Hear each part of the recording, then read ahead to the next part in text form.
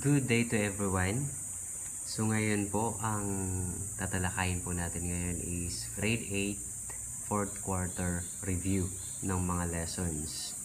So again, bago tayo magsimula, kung bago ka pa lang po sa aking channel, huwag niyo pong kalimutang i-subscribe po ito at i-hit na din po ang notification bell para updated po kayo sa aking mga susunod na videos, math tutorial videos. So umpisahan na po natin.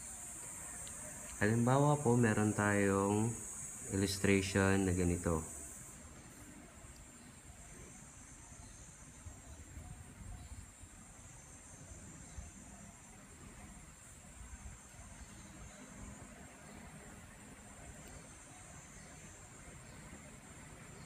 Okay. So, ang tawag po natin dito sa angle 4 ay exterior angle. At ang tawag naman po natin dito sa angle 1 and angle 2 or angle A and angle D ay tinatawag nating remote interior angles. And ang concept po nila, pag ginamit po natin sa problem, ang concept po is, pag pinagsama po ang angle 1 and angle 2, equal po yan sa exterior angle, which is angle 4. Okay po. Then po, for example, may problem po tayo na ganito.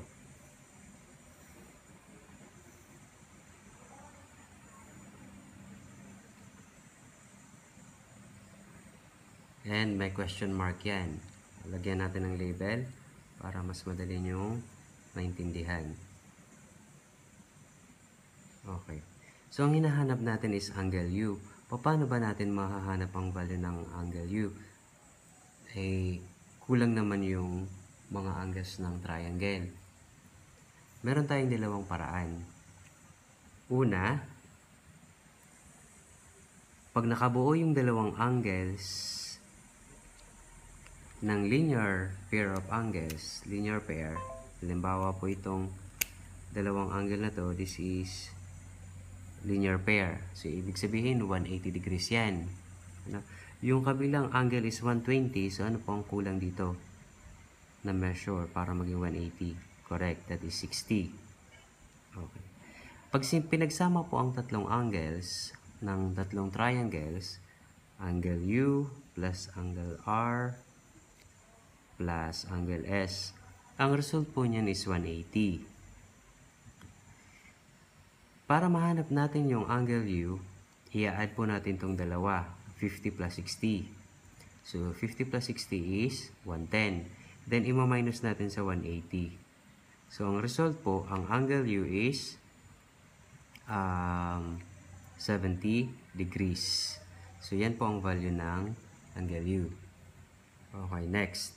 Yung second naman po, para mabilisan, since alam naman po natin na pag pinagsama yung angle, yung remote angles na dalawa, angle U and angle R, ay equal dito sa 120. So, ang gagawin na lang natin ay ima-minus natin ang 120, ang 50 sa 120. Kahit alin dyan na given yung hinahanapan natin ng sagot. So, kung ito yung hinahanapan natin ng sagot, so, i-minus nyo itong isang interior angle. Kung ito yung hinahanapan, so, ito yung i-minus natin dito sa sukat na to, sa measure na to. So, 120 minus 50 is 70 degrees. So, mas mabilis siya. Hindi na kayo mag-a-add and mag-subtract sa 180. Diretso na lang po kayo sa pag-subtract ng isang remote interior angle doon sa exterior angle. At yun na po ang sagot sa hinahanapan niyo po ng value. Okay? So, ganun lang po kadali. Paano naman po pag ang problem is ganito?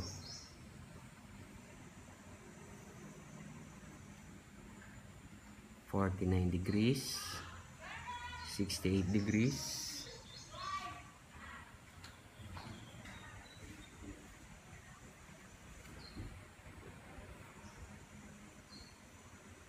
so, yung pinapahanap sa atin dito is angle of measure measure of angle DBC. DBC. Ayan. So, ang angle na yun is angle DBC. Ito po yung hinahanap. So, ang tawag po natin dito is exterior angle. So, ang exterior angle natin ay katumbas ng pinagsamang remote interior angles.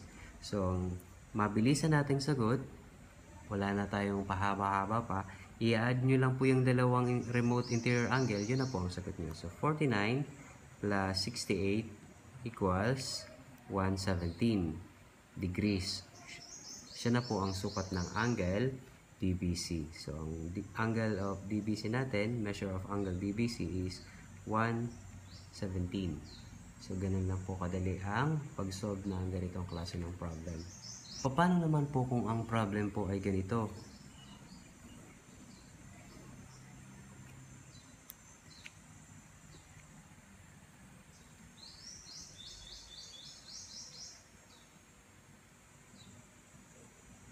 Ayan, expression na. 4x plus 2. 30 degrees. Ang question dito is find the value of x. Paano ba niyan mahahanap yan? So, gagamitin natin yung concept na ang pinagsamang dalawang remote interior angles ay katumbas ng exterior angle. So, i-equate lang natin sila. So, 30 degrees plus 4x plus 2 degrees equals itong exterior natin 8 plus 6x degrees. Ang next po natin na gagawin is isi-simplify. So una, paano mag-simplify? I-combine like terms lang po natin ang mga kailangan or mga pwedeng i-combine. So 30 and 2. So 30 plus 2 is 32. So copy as is yung 4x. Then, bakit may 2 dito sa taas? So 8 plus 6x. Okay. Ang next natin na gagawin is pagsasamahin natin ang mga like terms. So ilalagay natin sa isang side yung magkakaparehas, yung number at yung number na may kasamang variable. So 32, yung like term niya, ka-like term niya is 8. So pagsasamahin natin yung dalawa. So para ito malipat dito sa left side, magsusubtract tayo to both sides ng 8. Or pwede naman na direction yung ilipat siya, lagyan na lang po ng minus sign. Parehas din lang naman, mabilisan. Ang tawag po nila dito is transpose. Pero yung totoong process is para mailipat yung number dito sa kabilang side, kailangan nating mag-add or mag-subtract or mag-apply tayo ng subtraction or addition property of equality. No? So para matanggal yan, so magma-minus tayo ng 8 to both sides para malipat siya doon. Okay. Ito naman, na 4x, para mawala naman siya dyan, mailipat doon sa kabila, mag-apply din tayo ng subtraction property of equality. Where ang sabi dyan, magsusubtract ng 4x sa left side at doon din po sa right side. So, bale, pag nag-minus tayo dito, 4x minus 4x, 0 na yan. Then, copy 6x minus 4x kasi magpa-minus nga tayo. So, combine like terms, we have 32 minus 8 is 24. And 6x minus 4x, kopyahin nyo lang yung x, then i-minus yung number. 6 minus 4 is 2. Pagtabihin nyo lang po yung dalawa. Kung yung mga viewers natin na hindi pa alam kung paano mag-subtract or mag-add ng terms or ng expression. So, now, kailangan natin ma-isolate yung variable na x para mahanap natin ng value ng x. So, ang gagawin natin, magdi-divide po tayo ng number na katabi ng variable x, which is 2, to both sides. Okay. So, divide out yung 2. What is left? Sa right side is x. So, 24 divided by 2 is 12. So, ang value po ng x natin is, pwede po natin i-interchange yan, parehas din lang naman. X is equal to 12 degrees. So, ang x natin is x is equal to 12 degrees. So, siya po yung hinahanapan natin ng value, ang x, and yung sagot nga natin is 12 degrees or 12. Pero since degrees yan, that is part of a degree measure. So, lalagyan natin ng degree sign sa taas ng number. So, ang x natin is 12 degrees.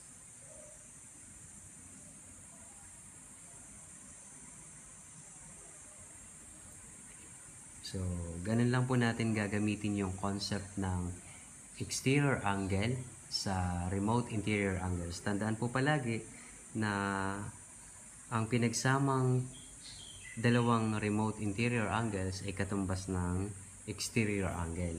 So, i-add lang po yung dalawang remote angle and makukuha nyo na po ang exterior kung exterior yung pinapahanap. And kung yung isang remote angle ay hinahanapan natin ng value, ima-minus lang natin yung isang remote interior angle sa exterior, yun na po ang value ng unknown na remote interior angles. So, ganun lang po kadali. Mabilisan. Wala nang napakahabang process. Okay? Next topic po na i-discuss natin is pagka ganito po yung example.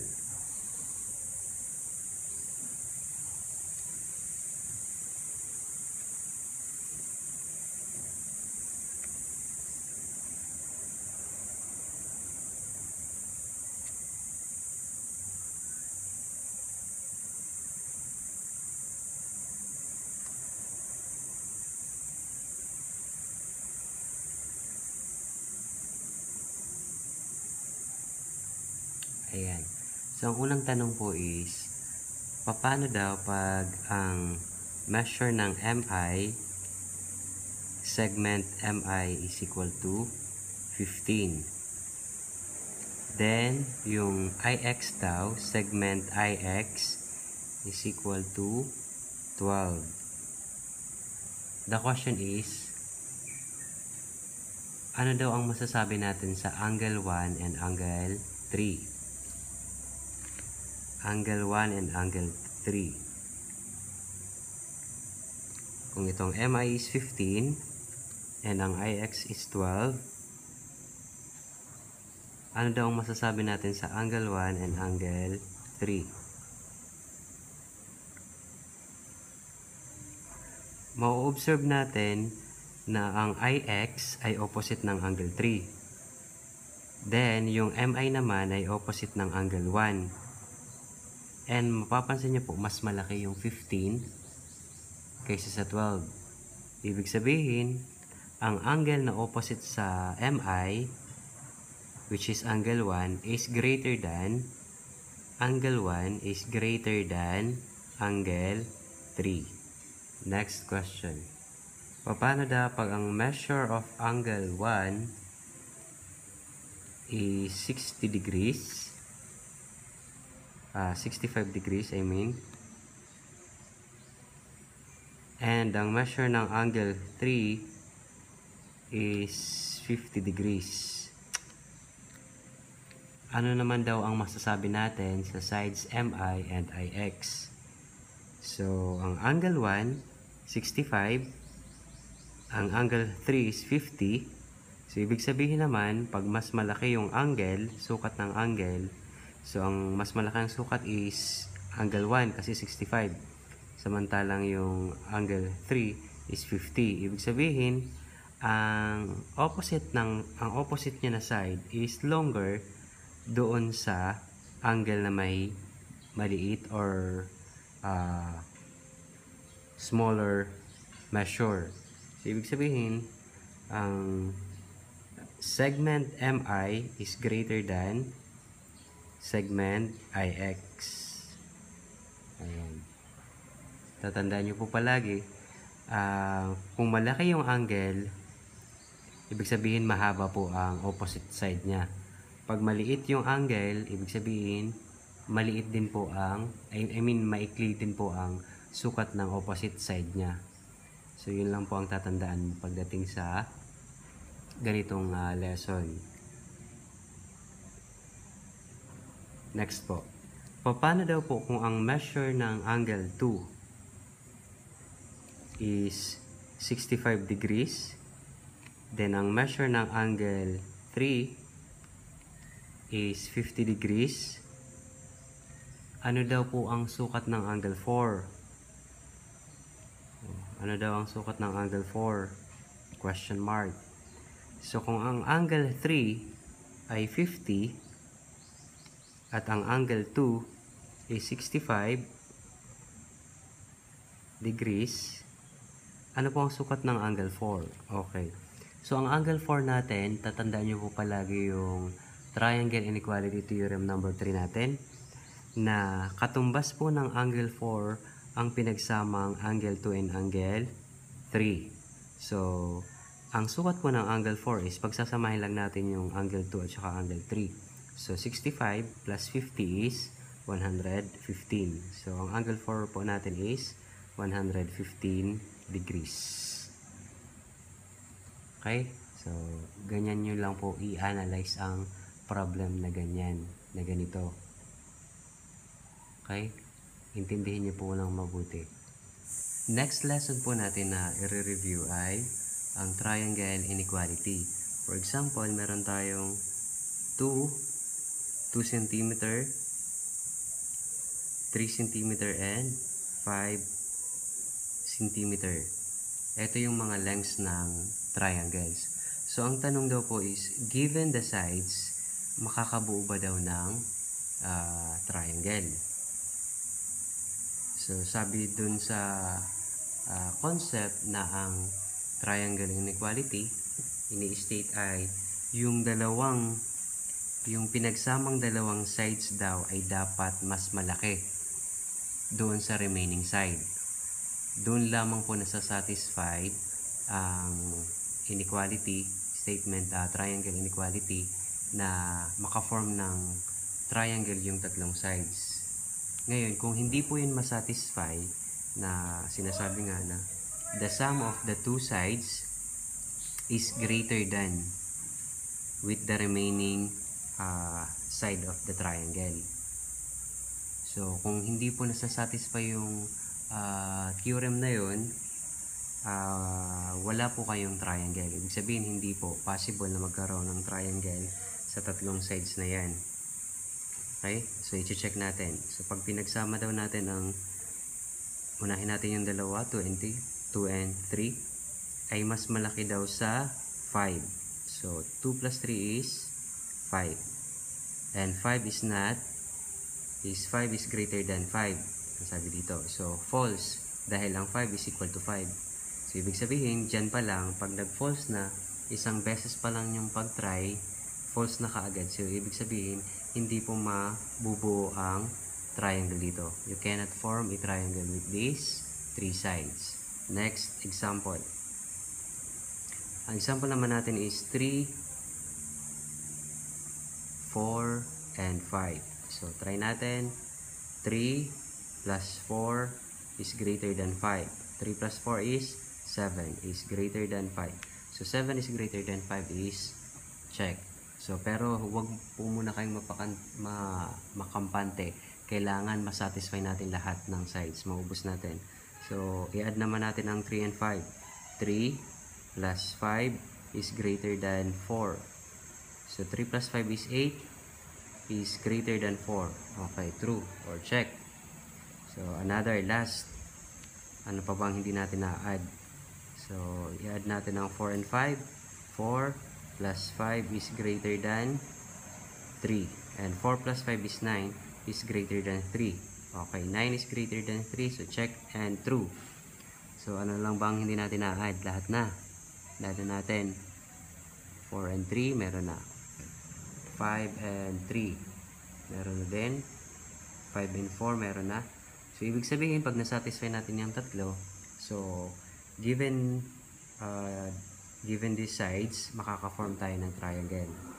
So, triangle can be formed from these lengths.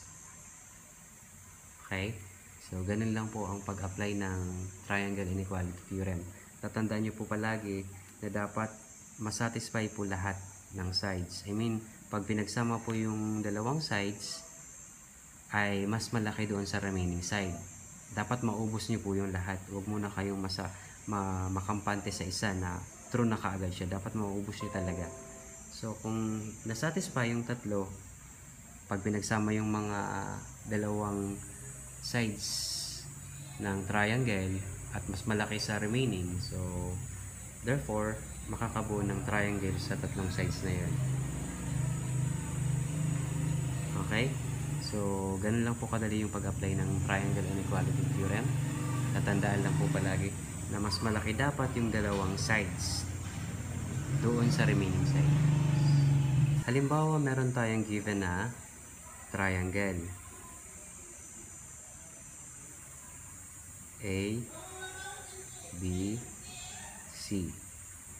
5 ang sukat ng side na to, 4 and 7. Paano ba malalaman kung alin dyan yung may pinakamalaking measure ng angle? Alam niyo ba kung paano? Sige, i-discuss natin. Malalaman po yung may pinakamalaking sukat, ng angle ay doon po sa katapat ng side na pinakamahaba. So, ang side na may pinakamahabang sukat is 7. And ang angle na katapat niya po is angle B. So, ibig sabihin, ang angle B po ang may pinakamalaking sukat. Okay, so ibig sabihin, angle B ay mas malaki sa, is greater than angle C. Angle B is greater than angle A. So, paano naman malalaman yung may pinakamaliit na sukat na angle? Tingnan nyo lang po yung may pinakamaikling sukat ng side.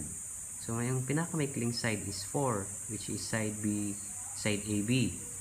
So, ang katapat po niya na angle, yun po ang pinakamaliit. So, ang katapat ng pinakamaikling sukat ng side is angle C. So, ang angle C po natin ay yung shortest angle. Smaller angle. So, ganun lang po kadali mag-identify ng pinakamalaking sukat ng angle and pinakamaliit. Next. Paano kung ang given po natin is ganito? X, 12, 17, B, and C. So, ano kaya ang possible na sukat ng angle X? Paano kaya yan? Paano kaya ma-identify? So, gagamitin po natin yung triangle inequality theorem na pag sinabi nga na yung theorem number 3, pero mas kilalang triangle inequality theorem, na sinasabi na the sum of the two sides of a triangle is always greater than the remaining side. So, the third side. Okay. So, ang gagawin natin para mahanap natin, kasi maraming nagre-range yung sagot natin sa hindi lang isa. Madami sila. As long as masatisfy yung theorem number 3. Ano na dapat palaging mas malaki pag pinagsama yung dalawang sides, mas mahaba or mas malaki sa remaining side. Okay? So, ang gagawin po natin, i-add natin yung dalawang sides. So, let's say x plus 12 is greater than 17. So, ang gagawin natin, isusolve muna natin siya. Simplify natin. So, para mawala itong 12, mailipat dun sa kabila. Subtraction property inequality, wherein mag-subtract tayo ng 12 dito sa left side, mag-subtract din tayo ng 12 dito sa right side. So, 12 minus 12 is 0. So, ang matitira dito sa left side is x is greater than 17 minus 12 is 5. So, ang sabi dyan, na possible value natin is x is greater than 5. Next natin. So, x plus 17 is greater than 12. So, dito po kaagad makikita nyo po na mas malaki yung 17 kaysa sa 12. So, hindi na natin yan itutuloy. Huwag nyo nang ituloy kasi negative ang result niyan and walang possible value.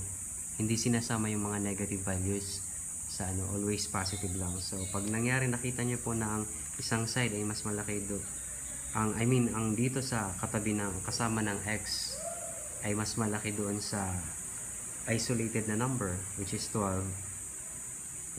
Huwag na pong ituloy kasi negative po ang result niyan. Okay?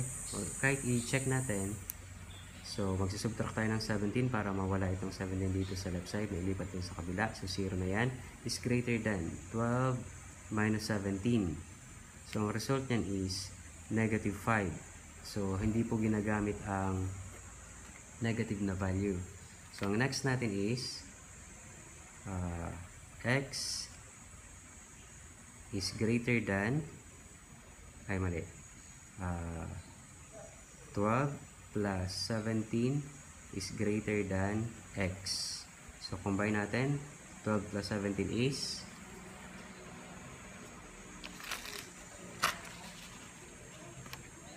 29 is greater than x. So ang 29 natin is greater than x daw. So pag sinulat natin ito, ibig sabihin nito, pag binasa natin sa tamang way, x is less than 29. Pero meron pa tayong isang value, x is greater than 5 daw. So ang gagawin natin, so yung sagot natin, ilalagay natin sa notation form. So ang sabi dyan is, x is greater than 5. So x is greater than 5. X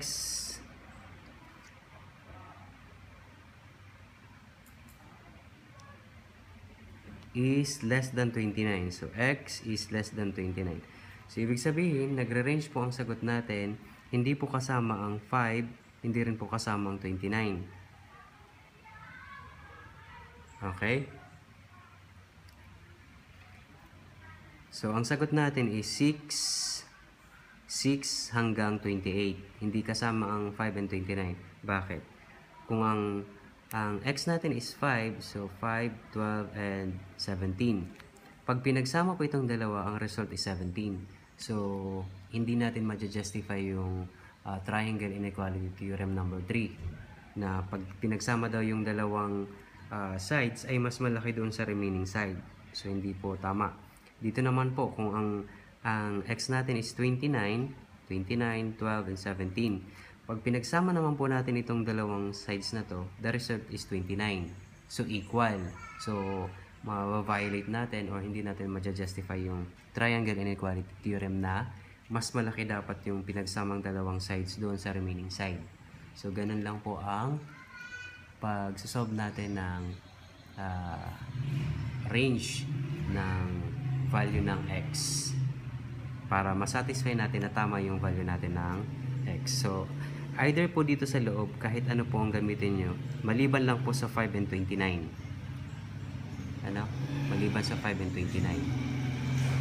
Pwede po kayong mag-answer as 6 and 28. Okay? 6 to 28. Kasi 28 is, pag pinagsama itong dalawa, sa 29 ang result dito, greater than 28. Then, sa 6 naman, mas maganda. Kasi pag pinagsama natin, 6 plus 12 is 17. Yun lang naman i-consider natin. Dapat dun sa mas maliit palagi yung remaining side. Okay? So, ganun po ang concept natin sa triangle inequality. Palagi natin i-consider yung theorem number 3 na the sum of the two sides is always greater than the remaining side or the third side. So, next topic tayo.